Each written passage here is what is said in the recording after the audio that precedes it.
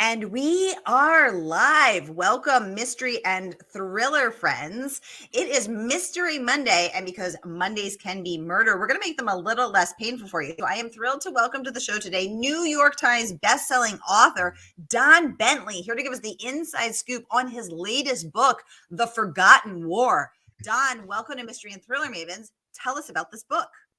Thanks so much for having me, Sarah. I really appreciate it. Forgotten War is the fourth book in my Matt Drake series. And if you haven't read the other three, that's okay. You can read each one as a standalone. And Forgotten War, the protagonist is a guy named Matt Drake, who is a case officer for the Defense Intelligence Agency. It's a fancy way of saying that he's a spy.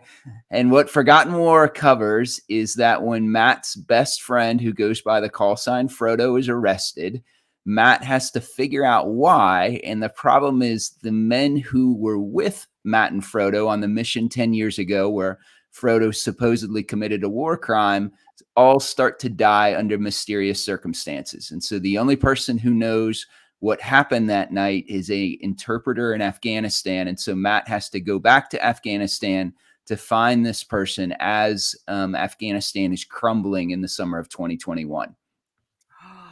Ooh, oh my God, Don, that just like that, you hooked us good. And we got a lot to talk about because you know a thing or two about Afghanistan, having served as an Apache helicopter pilot for 10 years and done tours of duty in Afghanistan.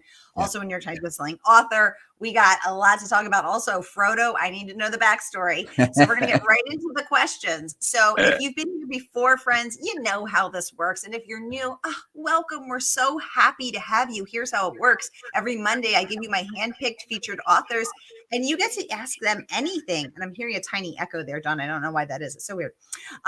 And you get to ask them anything. So ask Don about his writing process, about this character, Matt Drake. Is Matt Drake really Don Bentley? We need to know. We need to know. So get your questions going in the comments. I'll get them right over to him. So Don, I'm going to kick off. Why did you want to write this book? Yeah, so it was the fourth book in the series, and I'm lucky enough to have Tom Colgan as an editor, who's an incredible editor, and he's worked with everybody from Janet Ivanovich to Lee Child and Tom Clancy when Tom was still alive. And so Tom Colgan said, you know, what a really great writer does is continue to push the envelope with every book they write. He gets to edit Mark Graney, who's a fantastic guy and a great writer, and he said, you know, Mark is good enough that he could do something episodic, and he has such a big fan base, it would still go well, but he doesn't. He pushes it every time. And that's Tom's like little way of needling you to say, write a better book. And so for Forgotten War, I wanted to do a couple things. So it's the fourth book with Matt and Frodo. And my first book, Without Sanction, when it starts, Matt and Frodo were originally brought together because Matt is a spy and Frodo is from Delta Force and was assigned as Matt's bodyguard. And so right before Without Sanction started, Frodo was injured in a horrible IED explosion that cost him his arm and the use of his leg. And so you never get to see Matt and Frodo together, operating together. You get to, you know, some flashbacks and hints of it. And so I thought, you know, what would be really cool and what readers have asked to see is kind of a throwback to show what happened when Matt and Frodo got to work together the first time. And so I thought that would be really fun to write a alternate time thread where the reader gets to see the two of them interact together and get to know each other. And so I had that idea. And then at the same time, I was thinking, where am I going to set this? What is it going to do? And so that was the summer of 2021. And I was watching Afghanistan just crumble. And as somebody who served in Afghanistan, I was deployed from 2005 to 2006. And I have many friends who were there. It was hard to make sense of what was happening. It was hard to put in perspective that, you know, 20 years worth of tears and blood and treasure all goes up in smokes. And what does that mean? And the question that I kept getting over and over again from fellow veterans was something to the effect of, was this even worth it? Was anything that we did worth it? And so I'm a writer, and writers process stuff by writing. And so Afghanistan became the backdrop for Forgotten War. And so, you know, our job as writers is to tell a great story first and foremost, and hopefully Forgotten War does that, but it's also set among the real events that happened during the fall of Afghanistan. And I think readers also resonate with veracity, that when they see something in the pages that they feel is true, whether it's because it means something deeply to the author or because they can look back at historical events and see where those happen, I think that grabs readers anymore. And so I hope Forgotten War is a great story, but I hope it also makes people look at Afghanistan and maybe look at it in a different way. I love that. I love that. There's so much to unpack here. So first of all, you have an author who challenges you to get better with every book. I Yeah. was thinking about that because I think so much so much of the time the pressure is just pump out more books Yep. and let's talk about the readers, but Yep. which of course we're always here for the readers, but your editor is further challenging you to, as Yeah. you said, push the envelope, develop yourself, push yourself, Yep. go into that backstory, because we haven't seen Matt and Frodo, we didn't Yep. know what happened before the IED. We didn't see them together. So I love that. Did you have a comment to Yeah, so one of my best friends that's also a fantastic writer was a Golden Glove boxer, and he said the purpose of having a referee in a boxing match is that the referee worries about your opponent so you don't have to. And so you never have to pull any punches. You never have to worry about, am I going to hurt him? Because that's the referee's job. And I feel like with a really great editor, that's what they do. And so I just finished Tom Clancy Weapons Grade, which is the 8th book that Tom and I have worked on together. And so our relationship is such now where I can go crazy with the book and not have to worry about going off the road, because Tom is the guardrails. And I know he's going to bring it back in the places he needs to bring it back. He's going to make it better in the places that can be better. And so it's a really freeing feeling as an editor, because he challenges you to do better, but then he also serves as a safety net when you try something that doesn't work. And sometimes that happens if you push the envelope, right? Sometimes you miss. Ooh, so did it take you a long time to build up that level of trust with him, or you just, you knew? He's really, it took a while, and it wasn't his fault. It was more mine, because and you're a writer, so you know this. And when your first book goes to the editor and you get the editorial comments back, you can look at those as if those are answers that got marked wrong on a homework assignment, right? And you're like, oh my gosh, I can't believe I missed that. And so then what that can lead to you, if you're like me and really crazy as a writer, to be more cautious going forward, because you're like, I don't want to make that mistake next. Or that when you go to the editorial call, you think you have to have all the answers. And so at first I was really nervous talking to him, and he would mark something and I would worry about, how am I going to fix this, or what does it mean? And now it's much more of a collaborative relationship where I'm like, I don't have to have the answers. That's why he's the editor. We're going to talk about it together and figure out how to make it better. And so he is a really, really great, really self-effacing. I tell people all the time, he writes this funny little journal on Twitter, and the person he is on Twitter is the person he is in real life. He makes you comfortable as a writer while he's trying to push you to do better. But it was more me being willing to like let down my guard and say, okay, I'm going to invite you into the process instead of trying to get that gold star and solving everything before, we ever even talk. Oh my God, I am resonating with all of this, because as a type A perfectionist who wants that gold star, Don, I want that gold star. And so I do, when the editors catch something that I don't catch, I'm like, stupid, and it's so easy to say, I'll never make this mistake again, or to want to have the answer. So I am deeply resonating with everything that you're saying. And I think I need to challenge myself to trust. If you're like me, then too, when you get the copy edits back, it's like getting punched in the face over and over again, because you're like, how did I make that stupid mistake? To the point where the one time they get something wrong, like I'm typing this, how dare you mess this up? And then I was like, oh, that's because they just saved me from 30 stupid things I did. And now I'm getting that back at them. And so that part's even worse, I feel like, because you're like, oh, how dumb am I that I've used, and they're so polite when they do it, right? They're like, you've used this phrase approximately 166 times so far. Maybe you want to change it. I'm like, but yeah, it's terrible.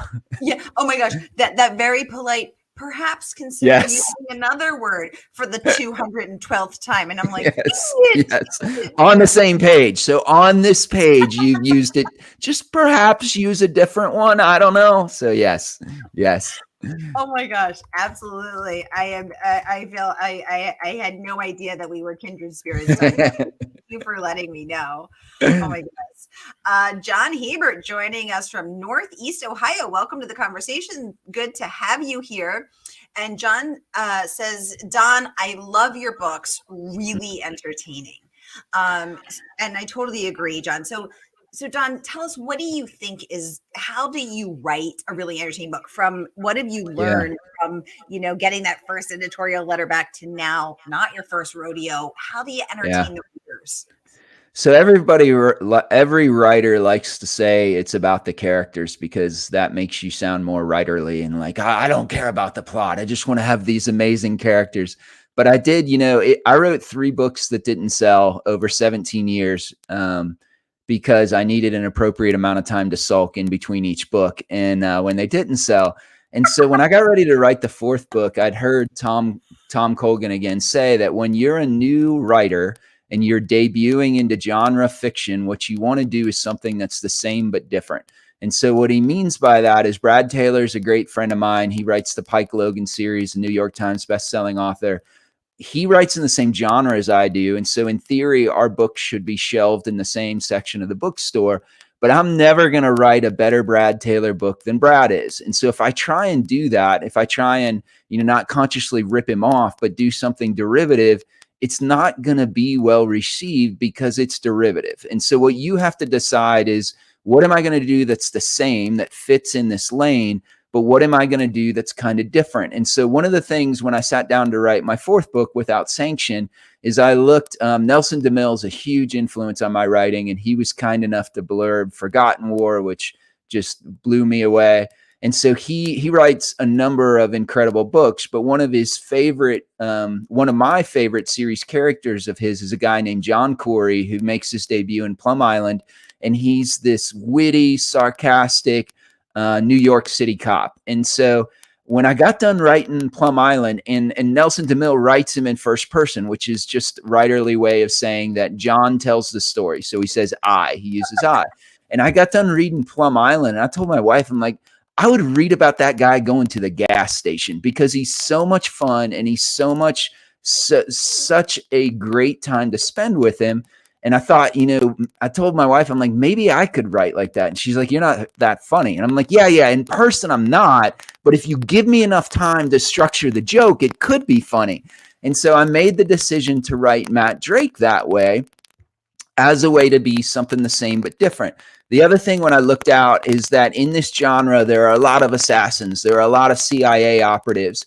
But when I was an FBI agent, my job was to run and recruit sources, what we call sources and what folks in the intelligence community call assets. And I learned about another organization called DIA, which is the Defense Intelligence Agency, very similar to the CIA, have the same mission set, and they compete over turf and things like that. And I hadn't seen anybody write about a DIA operative. And so I'm like, I'll do that too. And then the third thing I got to do is, once I got out of the FBI for the last 10 or so years before I was able to write full time, I worked for companies that primarily our customers were folks in the intelligence community or within Special Operations Command. And so I made Matt a character with that kind of background because I got to see men. Somebody asked me once, are you Matt Drake? And I'm like, I am absolutely not Matt Drake, but I've stood in the same room with men who could be. And so by kind of being able to see the world through their eyes, what do they care about? What do they not? Some of the humor stuff that I do is because they do that, because they use gallows humor to be able to deal with these incredibly stressful things. And so putting all that together, I tried to come up with a story that was the same but different. And hopefully that resonates with readers. I love this backstory. Thank you so much for saying that. And I love how you said, I am not Matt Drake, but I have stood in the same room as people Yeah. who are like you, because that really brings us into your process and into Yeah. those rooms. Yeah. And I think, I always said when, I always love to interview authors who have real world experience, Mhm. in the subject matter that they're writing about, because there's just an extra depth and Yeah, breadth and texture and context to their writing that an imagination just isn't capable of producing. It can't, right? Because sure. you really don't know that. So that's one of the things I really love about your writing.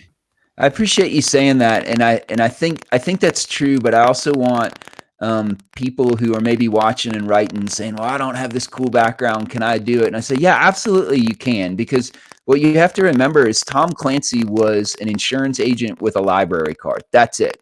You know, Vince Flynn was a bartender. Brad Thor was a travel writer. And so I think you can have the background, and that's fantastic. And I appreciate you saying that. But I think, like what we said before, what resonates with readers is veracity. And you don't have to live that life, but if you get to know people who do, then you can still use that veracity. Because much of what I write about, I've never done. I've never been in the Special Operations Command. I've never been an overseas case officer. But by knowing people who did, then you can start to see the world through your character's eyes and add those little bits of detail. One of the things I love to do that they hate it is I ask my friends or people that have helped me, I'm like, hey, can I put you in one of my books? Can I use your name? And most of them say yes. But what I don't tell them, like one of my best friends is a guy named Brandon Cates, who was an Army Ranger, and I made him a SEAL in my Tom Clancy books, which infuriated him, but I thought it was hilarious. And so I do that kind of stuff as my backhanded way of saying thanks. But it is I think having that level of detail is important, but you don't have to have lived it. If you can find somebody else who's lived it, you can still get that level of veracity in your novels. Ooh, I'm thinking about veracity, and I've never heard anyone quite say it like that. I love that, and I also did not know that Brad Thor was a travel writer. Yeah. Speaking of Brad Thor, he had some words of praise. Let's take a peek at that. He says, "A fascinating, The Forgotten War is a fascinating, action-packed thriller from one of the genre's most talented authors. Don Bentley delivers a blistering adventure loaded with excitement and fabulous characters. You will not want it to end." This in from travel writer turned New York Times bestselling author, #1 New York Times bestselling author, Brad Thor, most recently of Deadfall. So congratulations on that amazing bit of praise. That must have meant a lot to get. Yeah, it was incredible. You and I were just talking before coming on air about Thriller Fest and how amazing that is, and it's amazing for a number of different reasons.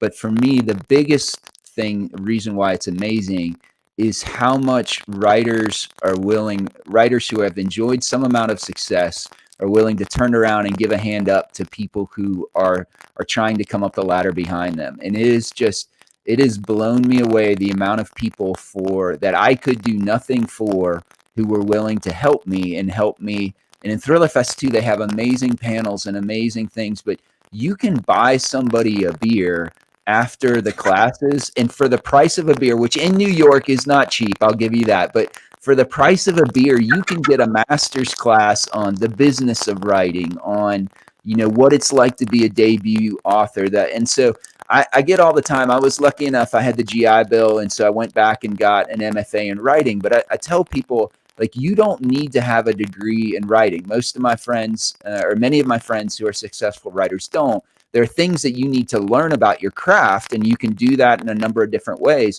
But Thriller Fest, to me, hands down, if you want to write in this genre, dollar for dollar, is the best way you can spend your money, because the people teaching those classes are people who have already succeeded at what you're trying to do. And so the blurbs I got, I've never met Brad Thor, but I was able to get that blurb because of Thriller Fest connections, and the same with Nelson DeMille and all of that is just the amount. Like I said, I can't overemphasize the lengths that people will go to help you just because they want to see you succeed. Oh, I love that. I love that. And Don, it seems like your mic is crackling and tiny. Do you want to try to mute and then unmute? I don't know if it's touching maybe your shirt or it's touching something. Maybe just try muting and then unmuting because it's crackling a little. But thank you for sharing like what an incredible experience Yeah. you've had at Thriller Fest. And actually, I just want to let everybody know, if there's any aspiring authors in the audience, today's the last day to register for masterclass, where you get to workshop your work in progress with people like Mark Greaney. He's one of the masterclass teachers, Claire McIntosh, JD Barker, a who's who of writers. You get to sit in a small room with them in an intimate small group setting and workshop your writing for 8 hours. So what an incredible opportunity. And tomorrow is the last day to register. So I dropped that link in the chat, and I'll pop it up on screen. So tomorrow's the last day to do that, but you can still buy tickets for the rest of Thriller Fest. So if you're thinking about, it's so great to know that, like, I didn't know you didn't even know Brad Thor, but that's something that came out of Thriller Fest. That's so cool. Yeah. Really absolutely. Cool. Am I still crackling? I can switch mics completely if I need to. You are still crackling a little. It's weird. I don't know why that's happening. It just started happening a minute ago. And while Don's doing that, y'all, the book is not even out yet. The Forgotten War is not even out yet. Don is coming on today to give us the special inside scoop. And we have something incredibly exciting, which is we have signed books, y'all. We have signed books. So I'm going to drop that link in the screen. So no matter where you're watching from, Facebook, YouTube, we're going live to 6 different destinations right now. No matter where you're watching from, here is the link to pre-order. And then when you go to sign out, when you go to purchase, just check, yes, I'd like a signed book. And then you can say who you'd like it signed to. So the perfect gift for yourself or others. Don will be able to sign copies of The Forgotten War for you. So this is incredibly special. Not only is Don coming on right now to give us the inside scoop the day before the book comes out, but he's signing copies in store at Murder by the Book. And you can use this link to get a signed copy. Just so for the thriller, the mystery lover in your life, a perfect birthday gift, Father's Day gift, Mother's Day gift. We got all these holidays coming up, or the perfect gift for yourself. There's nothing more special than a signed book, I think. Yeah. So Don will be signing copies of his, and no matter where you are in the world, you can order from this link, and the good folks at Murder by the Book will send it out to you, your special personalized copy. So we're really excited about that, not only to be able to give you all access to the book, but signed copies is so freaking cool. Yeah. Yay. So there's that link, no matter where you're watching from. Let's get into some of the other praise. So you mentioned Nelson DeMille, a writing hero of yours. He had some really kind words to speak about you as well, Don. Let's take a peek at that. I'm going to pop them up on the screen so we can all read it together. Don Bentley has done it again and does it well with The Forgotten War, his 4th Matt Drake novel that ripsaws between war and peace and everything in between. Bentley, an Afghanistan vet, Apache pilot, and former FBI agent, doesn't get any cooler than that, brings all this to a table for a word feast that few writers can match. Wow. There's a lot going on in this fast-paced and well-plotted tale, and the bonus is this sharply drawn characters who you may or may not want to meet in a bar or on the battlefield. Forgotten War is unforgettable. I mean, what incredible praise from a legend, Nelson DeMille.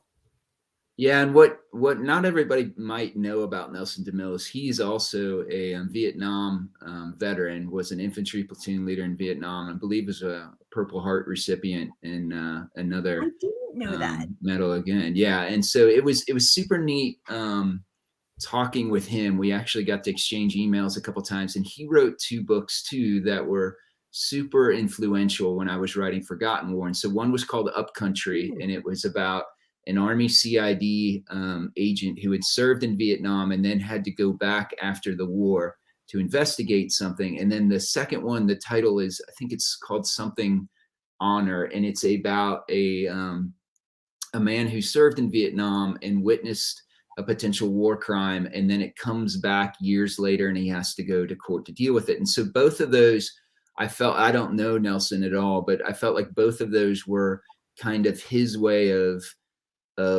exercising some of his thoughts and feelings about Vietnam into these pages. And I knew I wanted to do something similar with Forgotten War. And so both of those were a huge influence on me as I was writing Forgotten War.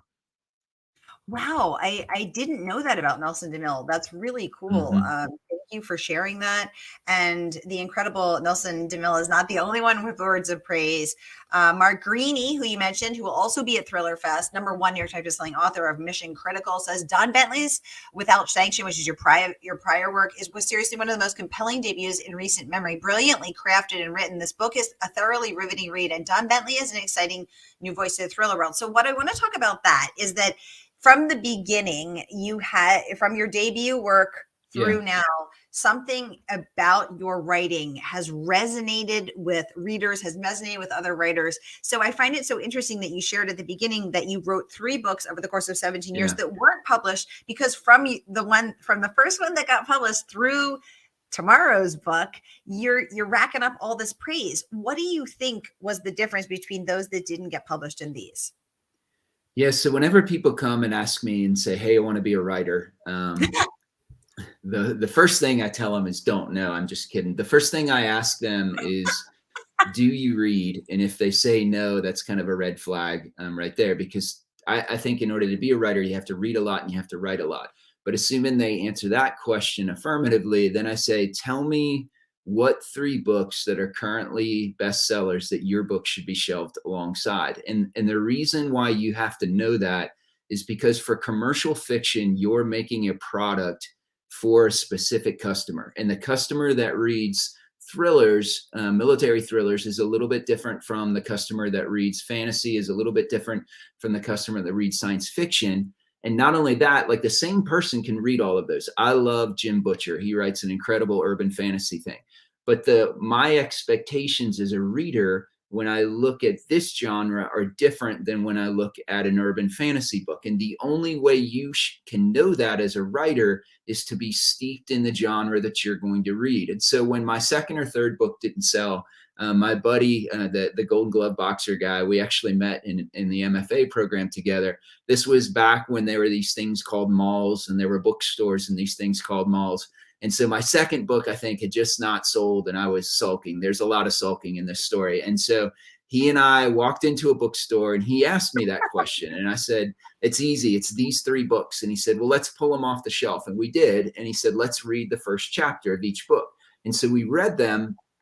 And in the first chapter of all 3 of these books, there was either someone killed, a weapon presented, or a weapon used. And so he looked at me and he said, "Does that happen in your book?" And it didn't. And so the point being not that you need to mirror somebody else, but the point being that the reader for that particular genre had been conditioned by the other authors they read to expect something like that to happen in the first chapter.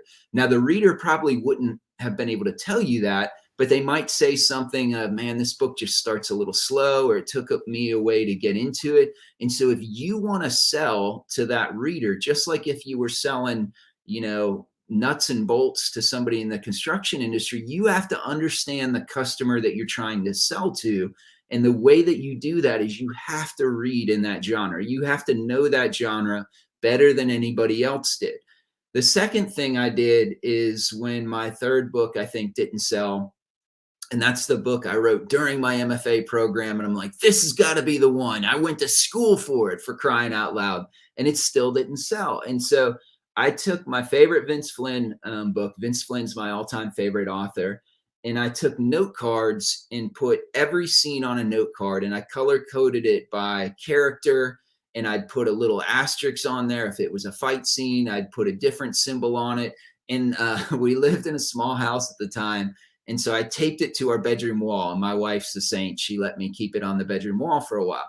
And then when I stood back and looked at it, it was like the difference between looking at a house or looking at the blueprints of the house. And so suddenly you could see, okay, Vince, every third scene, he brings Mitch Rapp back. He doesn't let the reader, forget about Mitch for more than 3 sequences. And you could start to pick apart how he did what he did. And so much of writing is certainly, you got to be a good storyteller. You have to understand subject verb agreement, but you also have to understand how novels are constructed, because your reader does. And again, back to the first example, even if they can't articulate it, Kyle Mills told this great example of one of the, and I think, I can't remember which Vince Flynn book was that Kyle had written. And he said, I got the strangest reviews for that, because people hated the book, but then at the end of it, not everybody hated it. The bad ones that hated the book would at the end of their review say, "But it was a good thriller." And he's like, what in the world does that mean? Why did they hate this book and still say it was a good thriller?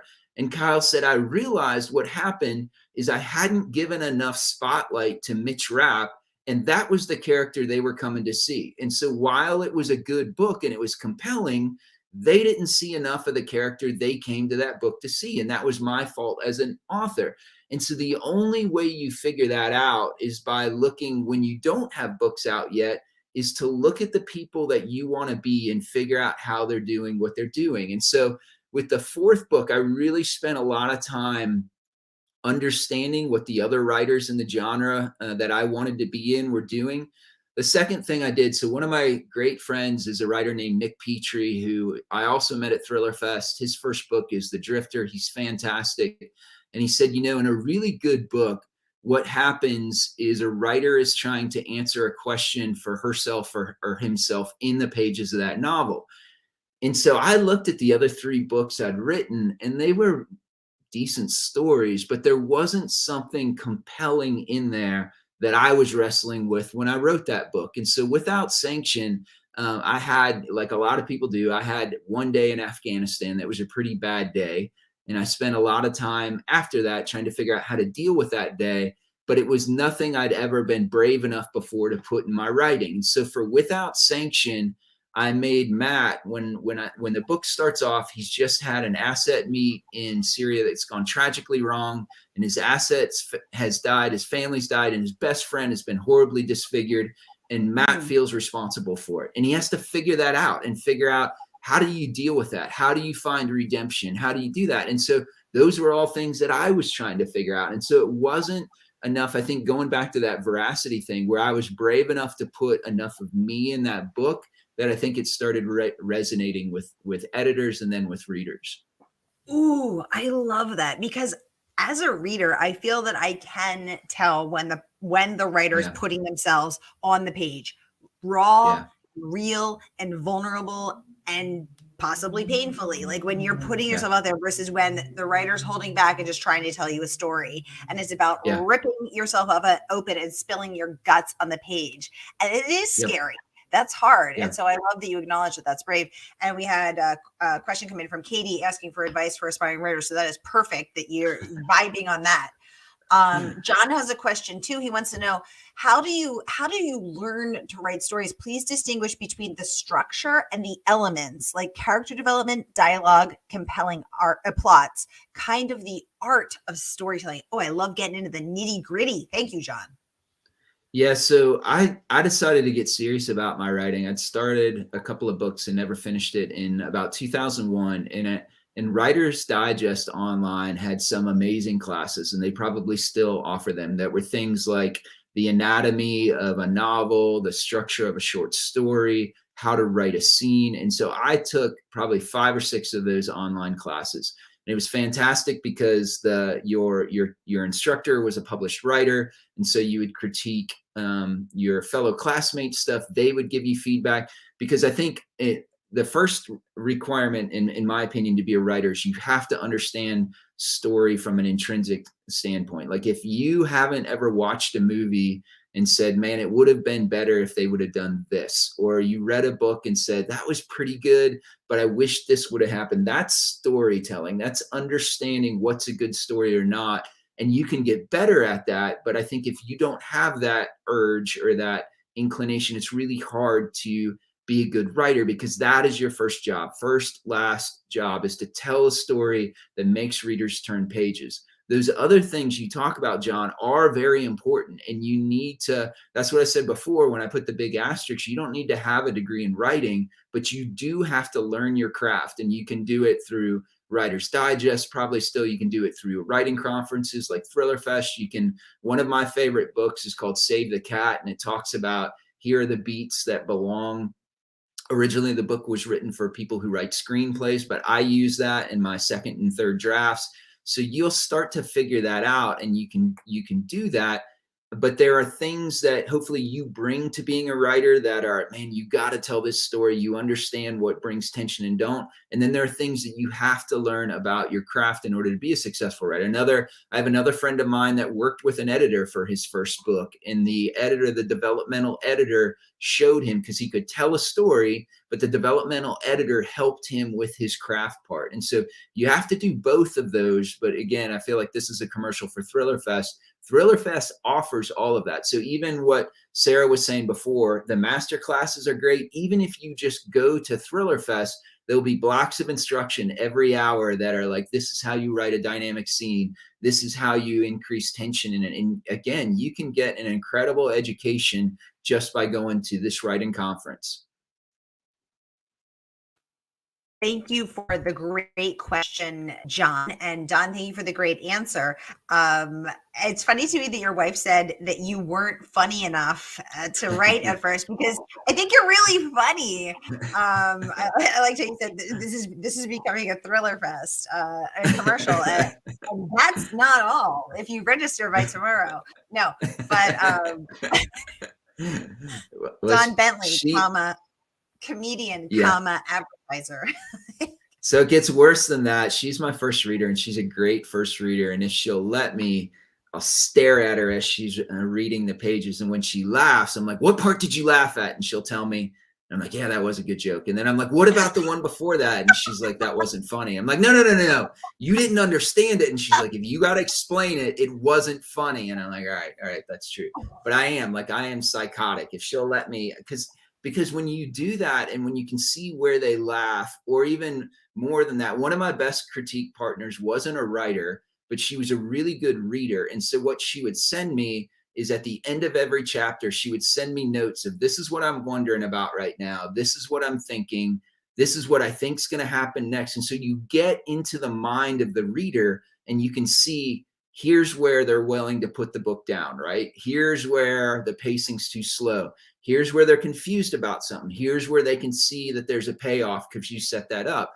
And that's the other thing too, is beta readers, and it's really hard to do that well because everybody's got an opinion. And if you as a writer listen to everybody, you'll lose your own voice because you'll get so much different feedback. And so you have to choose that very, very carefully. But for me, I had the same beta readers for the first 4 novels. For the 3 before that didn't sell was that her name's Erica Nichols, and she was fantastic. And then I had the same beta readers for the first 3 books because they understood what I was trying to do.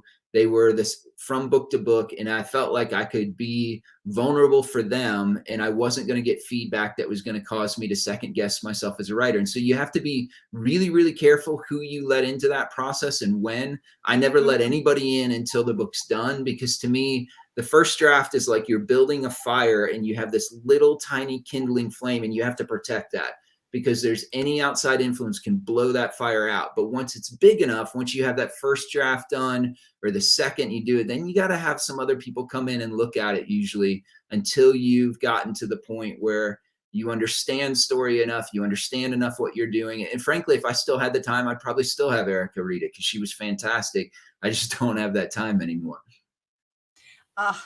This is really good advice, and something that I think a lot of us struggle with. And, you know, in terms of it's a really delicate balance between, you don't want to dwell in ego and say, my book's perfect, you're stupid, you know, which is of course what we really want to say.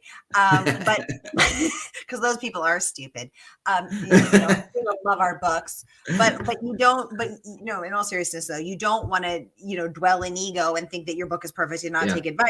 But at the same time, you don't want to take so much advice from everybody. You got 10 cooks in the kitchen, you're going to take 10 different recipes, and then you're going to become so watered down that you become a big pile of nothing. So it's effort and flow and ego and, you know, surrender, and it is delicate. Yeah, another writerly word we use is voice. And so voice is kind of like what makes your book distinct from, if somebody reads a couple of chapters of your book, what is it that's uniquely you that's in that book? And voice takes a lot of time to figure out, because again, it's kind of like if you're a musician, you probably start off doing cover songs, right? Because you have groups that, you know, I'm a terrible musician, but the Eagles, there's about 4 chords you need to know in order to do it. And even I can sort of master those, right? And so you start off with G, A, C, D, E minor, maybe you put in there. And then as you get better as a musician, you start to branch off and say, okay, now I haven't written another Eagles song. It's something that's a little different. And that a little different is what makes you unique as a musician. It's also what makes you unique as a writer. And what you have to be so careful about, like you said, is when you're still figuring out what your voice is. Now I'm to the point where I know what I can push back on. I'm like, no, that's just me. That's how I write. That's my voice. But when you haven't figured that out yet, you have to be really, really careful when you're getting feedback, because you can lose that. You can lose that thing that makes you unique, and then you're just another cover band.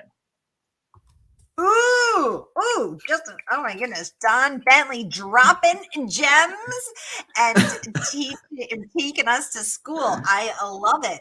Oh my gosh. Well, you know what, y'all, we are actually over time, but time flies when you're having fun. So I just want to thank Don Bentley for coming on. Y'all, again, I want to tell you, we have signed books available. So Don Bentley's coming on today. The book's not even out yet. The book is not even out yet. He's coming on today to give us the inside scoop about all things the Forgotten War. And we have an incredible opportunity today, signed books. So again, they make the perfect book, the perfect gift. Signed books make the perfect gift. So order your signed book here. I'm going to pop it. I'm going to pop it up, and you can just put in the comment who you want it signed to. And the good folks at Murder by the Book will get that signed when Don goes in store, and then get it shipped right out to you in time for Mother's Day, Father's Day, your birthday. Thank you all for joining us. And thank you for spending your Mystery Monday with us. We appreciate you. We're so happy to be here with our fellow thriller fans and fam. And John is saying thank you so much for doing these events, Sara and Don. Well, we're so happy to have you. Thank you, John, for joining us from Ohio. All right, y'all, that's a wrap with New York Times bestselling author Don Bentley and the Inside Scoop on the Forgotten War. I'll be back tonight at 7 and 8 p.m. Eastern, 6 and 7 Central with Kara Thomas and Adam Sternberg. So see you then.